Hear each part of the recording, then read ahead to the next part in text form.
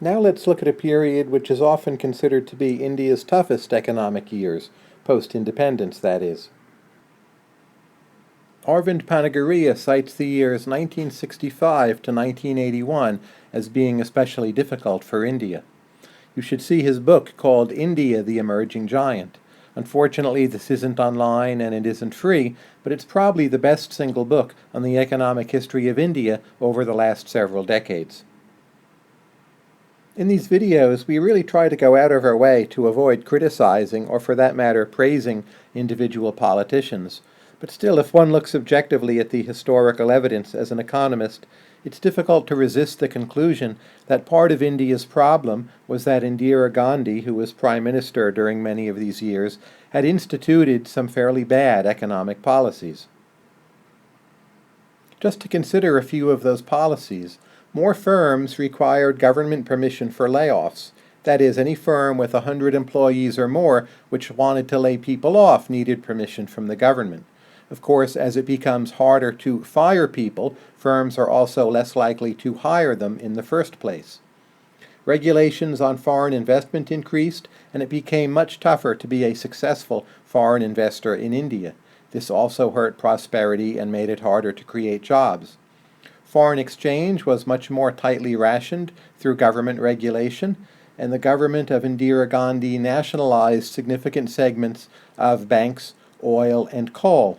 Finally, in general, larger-scale enterprises were very much penalized by law and regulation, and they faced especially high economic burdens in trying to produce and also create jobs. There's much more detail to this era, as you'll find discussed in the Panagariya book, but this is just an overview of some of the domestic economic policies which hurt India's economic prosperity. Just to illustrate how bad things got, if you look at the period 1965-66 to 74-75, during those years, per capita income grew by just 0.3%. Of course, that was during a time when many other economies, such as South Korea and Japan, were growing at much more rapid rates. Do note that through this broader troubled era, stretching through the early 80s, bad economic policy was far from the only problem.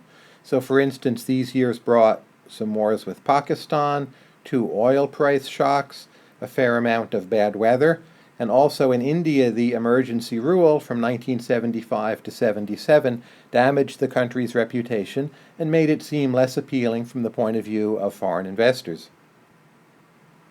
Finally, there were some better policies in the early 1980s, and many of these came under the 4th term of Indira Gandhi.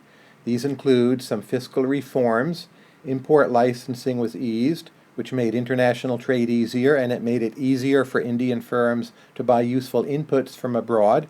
There was a reduction of import duties, which would be followed up upon much more later, and in general, these years in the early 1980s, they laid the foundation for later reforms by showing that reforms are possible and would yield some kind of economic payoff.